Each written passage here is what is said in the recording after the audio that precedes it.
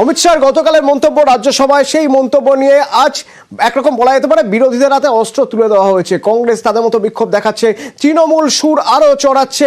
আবার গতকালের আরও একটি বিষয় অস্বস্তিতে ফেলে দিয়েছে বিজেপিকে। অস্বস্তি তো বটেই, তার কারণ যেখানে হুইপ জারি করা হয়েছিল যে টেবল করা হবে, পেশ করা হবে এক দেশ এক ভোট বিল, সেক্ষেত্রে সব বিজেপি সাংসদরা যেন থাকেন। হুইপ জারি করার পরেও 20 জন সাংসদ, তাদের মধ্যে একজন গুরুত্বপূর্ণ মন্ত্রী নেই, ছিলেন না কাল। যদি থাকতেন তাহলে যে অঙ্কের হিসেব, সেই অঙ্কের হিসেবে যদিও গতকাল ভোটে জিতে গিয়েছে বিজেপি এবং এনডিএ, কিন্তু মার্জিন আরও বাড়তে পারত, কিন্তু সেটা সম্ভব হলো না ওই 20 জন না থাকায়। তো সেই 20 জনের বিরুদ্ধে এবার পদক্ষেপ, তাদের শোকজ করা হয়েছে। মৈত্রেয়ী রয়েছেন আমার সঙ্গে। মৈত্রেয়ী, এই 20 জনের গতকাল না থাকা বিজেপিকে অস্বস্তিতে ফেলেছে, এ বিষয়ে কোনো সন্দেহ নেই। শোকজের জবাবও তাদের দিতে হবে, তাতে দল সন্তুষ্ট কিনা সেটা পরের প্রসঙ্গ। কিন্তু এই 20 জনের না থাকাটা কোথায় ফ্যাক্টর হয়ে দাঁড়ালো? দেখো, 20 জনের অনুপস্থিতিটা দুটো জায়গায় খুব গুরুত্বপূর্ণ ফ্যাক্টর হয়ে দাঁড়িয়েছে বিজেপির জন্য। এক, বিজেপির যেখানে 3 লাইন হুইপ জারি করা হয়েছিল, সেখানে 20 জন সাংসদ এবং যার মধ্যে সিনিয়র ক্যাবিনেট মিনিস্টাররাও রয়েছেন, তাদের অনুপস্থিতিটা কোথাও একটা দলের শৃঙ্খলার প্রতি প্রশ্ন তুলে দেয়, যেটা বিজেপির জন্য অস্বস্তি। দ্বিতীয় বিষয়টা আরো বেশি অস্বস্তি, যেটা যখন ভোটাভুটি হয় তখন যে সংখ্যা বিজেপি আশা করেছিল তার থেকে অনেক আগেই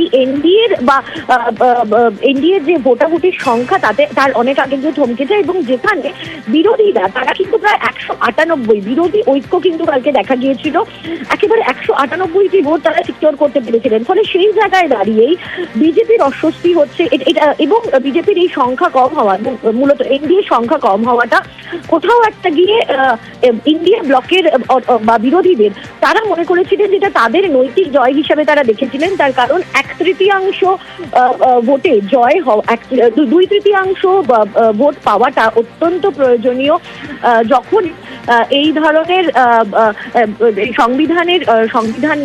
সংবিধান প্রস্তাবনার ক্ষেত্রে যখন সংশোধনী করা হয়, তখন 2/3 ভোট পাওয়া অত্যন্ত জরুরি।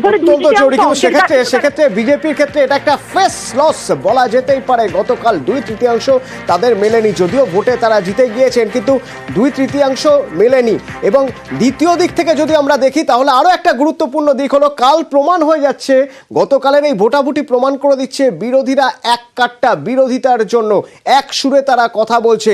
আর সেই কারণেই গতকালের এই ভোট এতটাই গুরুত্বপূর্ণ ছিল এবং বিজেপির জন্য কিছুটা হলেও অস্বস্তি ছিল। তার কারণ একটা বিল পেশ করা হবে কি হবে না তা নিয়ে ভোটাভুটির জায়গায় চলে যায়, এবং সেখানেও 2/3 পায়নি বিজেপি।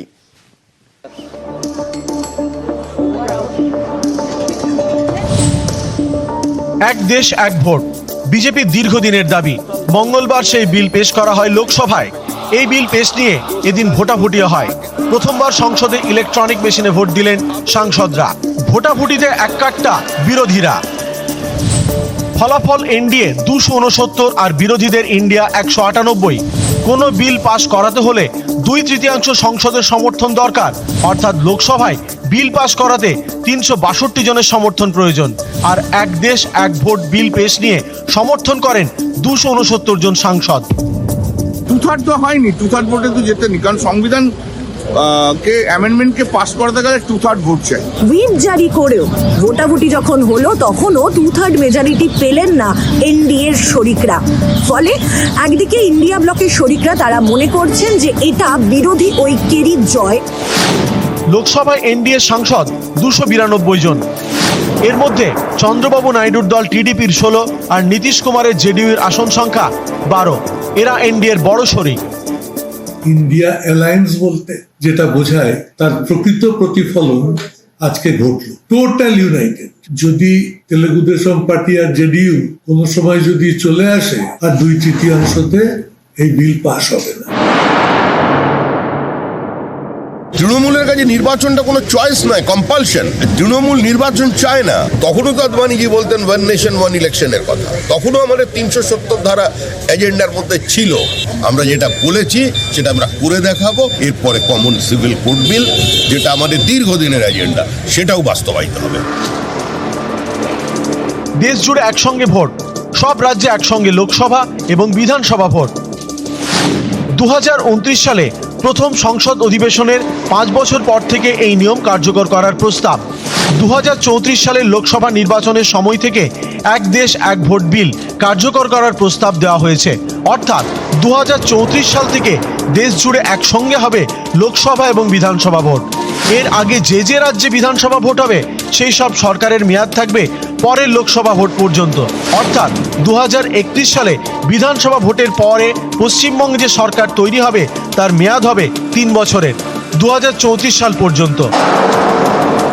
আপাতত এই বিল জয়েন্ট পার্লামেন্টারি কমিটির কাছে যাবে এবং সেই কমিটির কাছে গিয়ে বিস্তর আলোচনা হবে। কবে এই বিল চূড়ান্তভাবে পাশ করানোর জন্য সংসদে আসে এখন সেটাই দেখার। নয়াদিল্লি থেকে মৈত্রী ভট্টাচার্যর রিপোর্ট, নিউজ 18 বাংলা। রাজ্যের টাকায় আবাসের বাড়ি প্রকল্পের নাম বাংলার বাড়ি। গতকাল এই প্রকল্পের আনুষ্ঠানিক সূচনা করলেন মুখ্যমন্ত্রী মমতা বন্দ্যোপাধ্যায় এবং আরও একবার কেন্দ্রের বিরুদ্ধে বঞ্চনার অভিযোগে সুর চড়ালেন।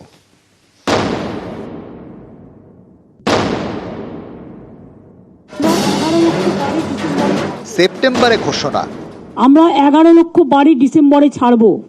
3 বছর কেন্দ্রীয় সরকার আমাদের গ্রামীণ আবাসের কোনো টাকা দেয়নি, যেখান থেকেই হোক না কেন টাকা জোগাড় করব। ডিসেম্বরে কার্যকর, আবাসের টাকা দেওয়া শুরু করলো রাজ্য সরকার। আজকে একটা ঐতিহাসিক দিন।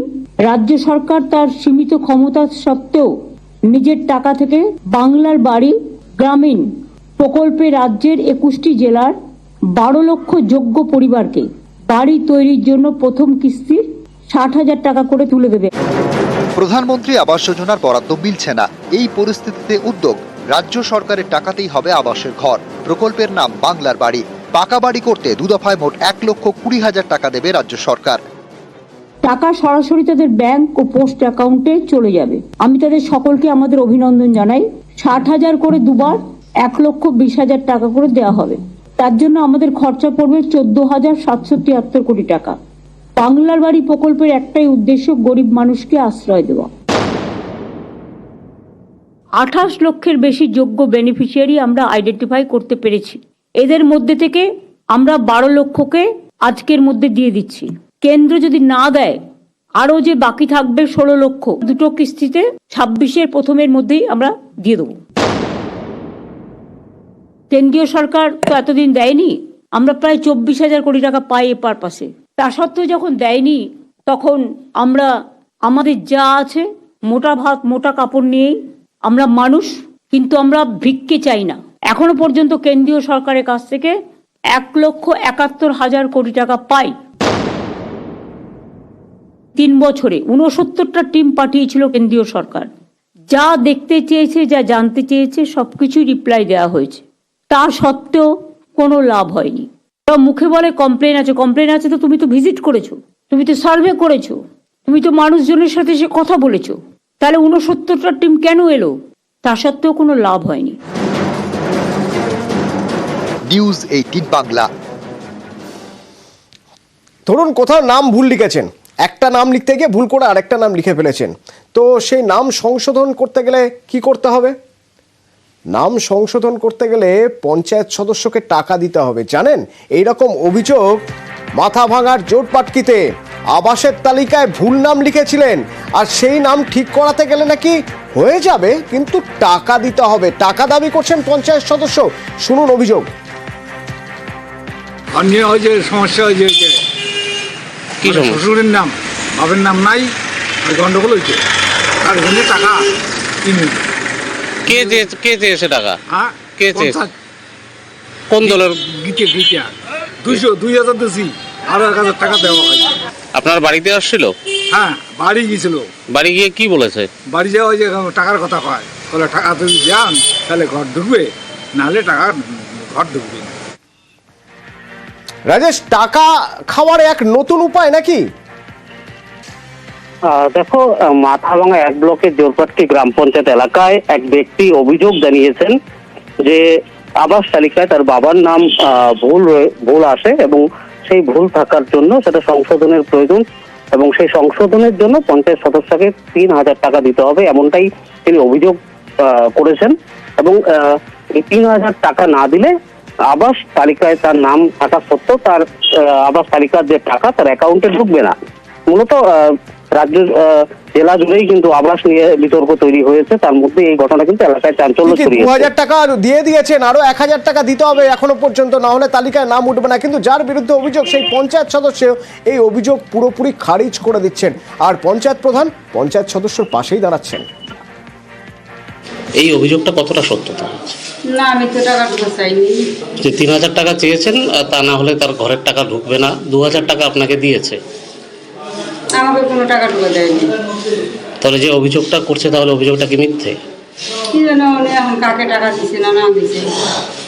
বলছে এলাকার পঞ্চায়েত গীতা সরকার তাকে টাকা দিয়েছে। আমাকে কোনো টাকা দেয়নি।